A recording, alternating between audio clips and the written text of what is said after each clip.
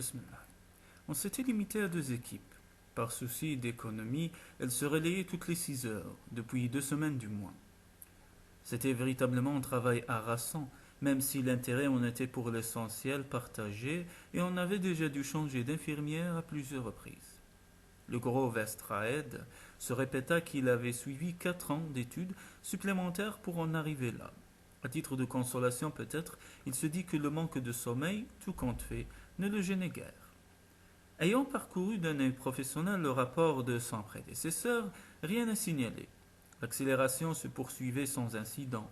Il s'approcha à pas traînants du licage où semblait dormir Estelle dans ses curieux vêtements du passé et prit le temps de vérifier une à une les minuscules électrodes ventouses qui hérissaient son crâne rasé. Il remit en place la perruque de cheveux bruns. Les narines de la jeune femme demeuraient pincées, ses lèvres immobiles et raidies comme modelées autour d'une entaille dans un masque sans expression. Tout près, il percevait le discret sifflement de sa respiration régulière. Ici-bas, chacun souffrait d'un catarrhe chronique. On s'y était fait. On se faisait à tout à la langue, et les 2 missionnaires n'échappaient pas à la règle. 2 ans plus loin, Dueso s'acquittait de la même tâche auprès de l'homme étendu, tandis que l'infirmière entamait son quart traditionnel en prenant le pouls. La température, la tension artérielle est notée avec soin sur son écran à cristaux, les données ainsi recueillies. Quand il redescendait pesamment, les travailleurs extérieurs affirmaient que régnait dans ces locaux une odeur constante de sueur refroidie. Possible, plus personne ne s'en rendait compte. Depuis qu'ils ont atteint et délimité le décor, dit l'infirmière, le battement des paupières est en augmentation. Je note ici un rythme de 36 minutes pour Estelle et 29 pour José. Vestraed sortit de sa poche un grand mouchoir dont il usa bruyamment avant de souligner. C'est tout à fait normal. À mon avis, il n'y en a peu plus pour très longtemps. Muller le pense aussi. Il devrait déjà être là d'ailleurs. Il lui arrive de dormir? Je l'ai toujours vu debout, mais je n'habite pas avec lui. En tout cas, avec l'énergie qu'on pompe ici, il serait grand temps que ça marche. Dueso se permit un sourire, tout en réglant d'une main habile ses micros. Sa spécialité restait la transmission, et Muller voudrait sûrement leur parler. C'est l'instant que choisit un homme d'âge plus que mûr pour faire son entrée, négligeant d'enfiler sa blouse. Il arborait une chemise de grosse toile dont un pan dépassait son pantalon élimé. Le manque de repos se lisait sur son visage aux traits tirés, à la bouche agitée d'un tic nerveux. De petits yeux mobiles et brillants assuraient d'emblée l'autorité du personnage. Court sur pattes, d'une démarche toujours lasse, il donnait cependant l'impression de se tenir prêt à la lutte, et de s'y révéler un redoutable adversaire. Ses collaborateurs le respectaient à défaut de l'aimer. Bonjour, Muller, salua l'équipe avec ensemble. Bonjour, je suis content que ce soit votre tour. Nous approchons du but, tout le démontre, et c'est le moment d'en mettre un coup. Aussi du doigté. Je n'ai pas envie de rater le passage. Voilà 6 mois qu'on attend. Amplifiée par la courbure de la pierre, sa voix résonnait puissamment dans la caverne malgré l'amoncellement d'ustensiles hétéroclites, accompagné sans cesse du flic-flac des gouttes d'eau. 6 mois. Vestraed grimaça dans son coin. Pour attendre, on attendait, ça pas de doute. Depuis 12 ans déjà. Alors 6 mois de plus ou de moins. Au fond de lui-même, il tenait tous ses efforts, ceux de Muller, ceux des ingénieurs veillant comme des rapaces craintifs au rendement de la centrale thermique, ceux des élus acharnés à terminer la fusée pour une fuite plus ou moins sensée. Une fuite devant les armées de la peur. Il garda pour lui cette réflexion, bien que Muller soit l'un des rares avec qui on pouvait encore avoir une conversation d'opinion. L'important était de vivre, ici et maintenant, et sur ce plan, il estimait tout compte fait plus agréable de surveiller une forêt d'électrodes que d'entasser des charretées de tourbes avec un masque de 2 kilos sur les épaules, et un scaphandre chauffé, quand il ne tombait pas en panne. Il eut encore une pensée pour cette petite surveillante qu'il avait repoussée sans y mettre beaucoup de conviction, peu avant dans l'ascenseur, et se dit que de telles perspectives l'aidaient à rendre sa vie plutôt moins monotone que celle de beaucoup d'autres ici-bas. Muller rafla au passage les écrans placardés par l'équipe précédente, les étudia en vitesse, puis se pencha sur les missionnaires, le visage à 2 ou 3 centimètres à peine de leurs yeux mi-clos. Malgré l'habitude, il éprouva comme chaque fois un sentiment d'incrédulité en découvrant la ressemblance totale, époustouflante entre ces deux-là et les reproductions de Gaspard et Sylvia. Des sosies parfaits, impossible d'en choisir d'autres. Il y avait là bien plus qu'une coïncidence, et il s'efforça d'écarter cette idée crispante. Il suivit du doigt l'un des fils jaillissant de la tombe de José et saisit la capsule sonore qui s'évasait à son extrémité. Contraint à la patience, il attendit maussade que Douzeau lui donna le feu vert, puis s'adressa à l'homme couché devant lui, tel un gisant sur son tombeau médiéval, bardé de lanières en simule-cuir. Tout le temps qu'il parla, Douzeau manipula à ses côtés d'innombrables rangées de curseurs disparates, en suivant d'un œil impossible à détourner le balancement d'un faisceau d'aiguilles sur des vumètres phosphorescents. José, c'est Muller, confirmé. Les paupières du missionnaire se soulevèrent, mais son regard éteint indiquait qu'il n'entrevoyait rien du plafond noir et arrondi qui le dominait. 6 mois. Son paysage peu à peu s'était modifié et nul n'y avait accès qu'à travers son récit. On attendait comme d'habitude son débit lent, sa voix parfaitement audible, mais tous quatre ressentirent un petit pincement à entendre monter si proche ces paroles déjà surgies du passé. Je vous entends, la plaine est... Depuis 2 ou 3 jours, il leur décrivait une plaine qui défilait sous ses yeux, là-bas comme un film saccadé. Oui, poursuivez, José, rapprochez-vous encore, ne vous souciez pas de moi, décrivez à nouveau cette plaine. C'est l'ennui avec Muller. Il ne pouvait maîtriser longtemps sa légendaire tendance à l'exaspération. Du coup, on avait perdu le contact plus d'une fois. Et pourtant, responsable de l'expérience jusque dans ses moindres détails, il n'ignorait pas que toute précipitation risquait de conduire à l'échec, ou du moins de retarder le succès. La nature. Heureusement, ce fut sans conséquence. La plaine, sévère, extraordinairement vert, des collines au loin, d'abord vert clair, l'herbe des prés, et puis sur les versants le vert plus marqué des bosquets.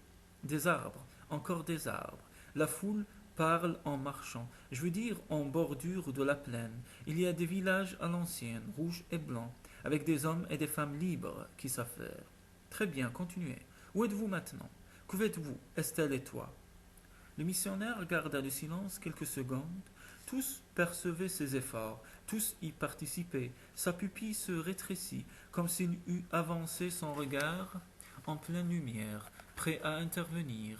Vestraed et l'infirmière surveillaient avec avidité les écrans lumineux. Un wagonnet de tourbe traversa longuement leur silence, distribuant de galerie en galerie la rumeur montante et routinière de son passage. Pour la millième fois, peut-être, l'infirmière épongea le front du voyageur étendu.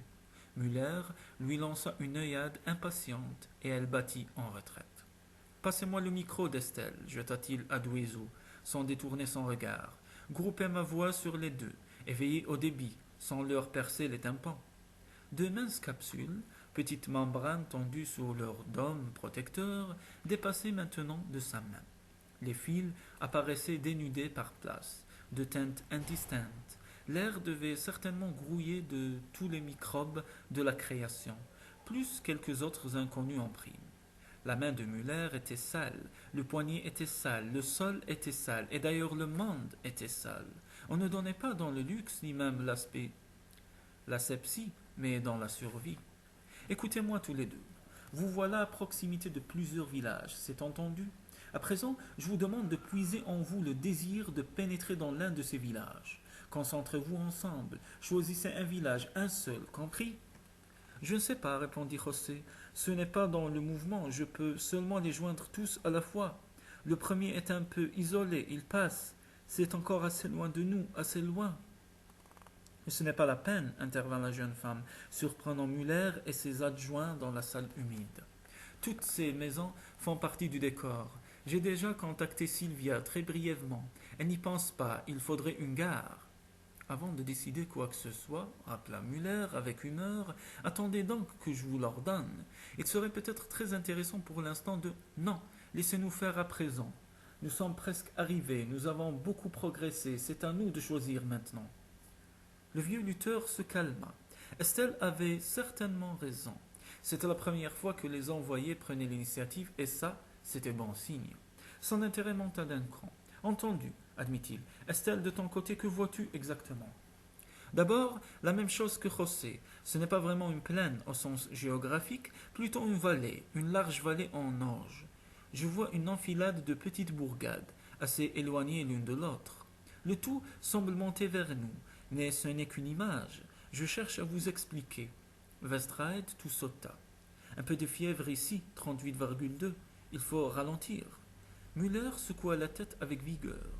Débrouillez-vous, faites baisser la température, pas question d'arrêter maintenant. Ils peuvent basculer d'un moment à l'autre. Qu'y a-t-il? José venait de refermer, puis d'ouvrir à plusieurs reprises les mains, écartant les doigts au maximum. Le flacon de glucoséra fit entendre un bruit cristallin en heurtant son support métallique. Les rails, dit-il, la voie ferrée, je la tiens, nous la suivons, c'est... Nous y sommes, reprit Estelle. Muller, nous sommes ensemble, il n'y a plus de courant contraire. Dans les prés, des vaches, de vraies vaches, bon sang. Regarde passer un train. Nous cherchons encore. Une lumière rouge vif lança soudain son appel clignotant. Au-dessus de l'ouverture creusée dans la paroi rocheuse, Muller pesta violemment, tel un tourbier sous l'orage. Quoi encore? Éclipsée aux nouvelles en quatrième vitesse, la jeune infirmière était déjà de retour, porteuse d'un message imprimé à l'intention de son patron. Dans le coin supérieur gauche du rectangle se détachait, rouge sur noir, l'identité de l'émetteur. Conseil de la Cité. Suivait une sobre invite administrativement rédigée en ces termes. À Muller, responsable du projet Gaspard, veuillez, dès réception de cette convocation, vous présenter au secrétariat du Conseil en vue d'une mise au point concernant l'état actuel de vos travaux. Le porteur du message est habilité à vous introduire en priorité. Conti, chargé des affaires scientifiques. Le commis attendant l'entrée, confirma l'infirmière qui avait lu par-dessus l'épaule de son chef. Quand je l'ai laissé, il triturait sa casquette dans tous les sens. Un nerveux. Si personne ne le prend bientôt sous son aile, j'ai peur qu'il ne commence à la manger. Des affaires scientifiques, gronda Muller, impénétrables. À toute tentative d'humour, des ânes, oui. Vous les avez vus? Il leur faut que calculatrice avec décodeur pour additionner 2 plus 2. J'ai une sacrée envie de l'envoyer promener, lui et toute sa clique. J'ai bien autre chose à faire en ce moment que répondre à une foutue convocation. Mais il en resta l'intention, trop conscient que la suite de ses travaux ne tenait qu'à un fil et que le conseiller Conti, justement, en tenait l'un des brins entre ses doigts manicurés. Imperturbable, Dueso, qui connaissait son homme, avait déjà débranché à petites touches discrètes tout l'attirail de communication. Muller reposa avec rage les micros sur une tablette et désigna du bras les deux missionnaires. Surtout ne les lâchez pas. Rappelez les gars de l'autre équipe. Vous ne serez pas de trop. Je veux une observation de chaque seconde. Vous entendez? De chaque seconde. Et que personne ne s'avise de leur parler en mon absence. Débrouillez-vous pour maintenir la température ambiante à 19 degrés. 20 au maximum. Et puis, débranchez-moi cette saloperie de lumière rouge d'appel. C'est ce que j'aurais dû faire moi-même depuis longtemps. Maintenant, c'est une question d'heures, de minutes peut-être. Ces abrutis du conseil ne pouvaient vraiment pas choisir un plus mauvais moment. Après 2 pas en direction de la sortie, il se ravisa présentant son poignet replié. J'ai encore mon récepteur d'anciens membres du conseil. Personne n'a songé à me le reprendre. Ils sont bien trop occupés avec leur tas de ferraille. Contactez-moi s'il se passe quelque chose d'anormal. Immédiatement, n'hésitez pas. En principe, je ne serai pas longtemps absent, mais ne vous gênez pas pour appeler. Même si je suis encore au secrétariat, tant pis si ça les choque, ou tant mieux. Il se précipita vers les galeries, entraînant le messager dans sa course. En douce, Vestraed déboutonna le col de sa chemise et avala un comprimé au goût de chocolat. Là-haut, l'horloge murale marquait 11h10 du matin. Du matin. Il n'y avait jamais de matin ici, pas de soir non plus, pas davantage de jour ni de nuit. Mais le vocabulaire tenace se réformait beaucoup moins vite que les consciences et il tenait la route comme une habitude parallèle. D'instinct, l'opérateur ventripotent s'éloigna de la paroi taillée à même le rocher voici plus d'un siècle, bien avant l'apparition de la planète géante. À l'époque, des équipes descendaient ici pour fouiller les longues galeries minières, puis, leur tâche accomplie, elles remontaient vers la lumière, vers le soleil. Les murs suintaient tout le temps. Oh, ce n'était plus une surprise, même plus un spectacle coutumier. Tout juste un élément du décor, écroulé depuis longtemps avec les hommes au fond du puits. Au fond des yeux, la voûte inégale avait été rouverte d'un enduit protecteur résistant. Mélange de métal et de plastique récupéré un peu partout, sans véritable couleur. On y avait ménagé tout un invisible réseau d'étroites gouttières, dans la partie supérieure du revêtement, si bien que l'eau dispersait son écoulement éternel jusque dans les caniveaux bordant la muraille, de chaque côté. Plus d'un travailleur s'y tordait régulièrement les chevilles, et chacun de maudire cet entrelac de rigoles acharnées à suivre les venelles qui se croisaient et se recroisaient sur plusieurs niveaux. Vestrade se moucha une fois de plus et se surprit à envier le couple étendu sur ses yeux.